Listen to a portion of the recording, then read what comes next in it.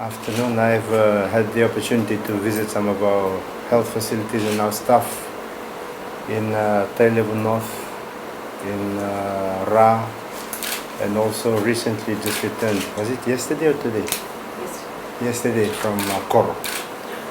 We're under severe pressure in terms of the facilities. Some of our facilities have been completely destroyed, like Waimaro. In Ra, others like Ra Maternity have under severe constraints, roofs blown off. People have had to move into the wards to actually work there. We have a lot of staff that are facing traumatic situations. Some of them had to suffer through the consequences of living in a cyclone, being able to survive by hiding themselves in cupboards, but at the same time have to deliver service immediately afterwards. Also just been to Koro, where the facility has also been under severe stress. And at the moment we're able to set up. The good thing is, wherever we have facilities, we are providing service. So even if the facility is not working, people are working from the clinics or working from their homes, and where necessary, we have set up tents. So in Koro right now, for the inpatients, we have tents that are set up. We're setting up a clinic on the island of in Koro, in the village of Nadamaki, where our nurse and her clinic has now become an evacuation center. So we have to set up temporary clinics for our people. I think the main message that we need to go through that the facilities are under stress. Some of them are damaged and destroyed, but services continue to be provided. We have a team out in Koro now that has come from CWM that has dealt with all the trauma, and the trauma, the injuries and all that. But now we're getting into the next phase where our big concern is with public health. Issues to do with typhoid, leptospirosis, if there are villages that don't have toilets, and if people are defecating or passing their waste around in the rivers and things like that, it's going to lead to complications.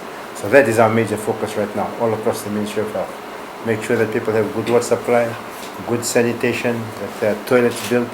And in these, we'll be working together with, out in the maritime areas. We're very glad that the ship Canberra is now located to the south of Koro, that will be able to provide assistance in Koro, in South Vonoleu, and also on the southern coast of Mbua, and in that particular area. We're thankful also that the boat from New Zealand, Canterbury, will soon be on Vonombalau. That will be able to provide assistance in Vonombalau, Rata, Tubuza, all that area, and even up to Taviuni.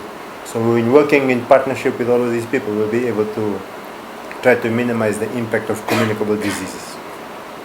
We are at the moment we don't have confirmed cases of leptospirosis or typhoid, but there are some suspected cases. And in order to minimize the impact of this, there needs to be a collaboration between the Ministry of Health staff and the communities to make sure that they clean up their villages, so we can disinfect the villages, we don't get mosquitoes. And as a result of that, the government is working very hard to get them shelter. All in an attempt to try to minimize our communicable disease. So we still have a lot of concerns. We'll be very on the alert for issues like typhoid, for leptospirosis, and for dengue, as which I mentioned, we don't have any confirmed cases at the moment. And I think our message that goes out to everybody is still, wash your hands when you're cooking. Make sure you boil your drinking water. If the purification tablets are coming in, you can make use of those things. At the end of the day, we want to make sure that we try to control communicable diseases as much as possible. One of the things that we're also very careful about now in the Ministry of Health, we need to make sure that as staff get fatigued, that they are replaced. So that's one of the things that we're doing for our public health staff and our people all across the country.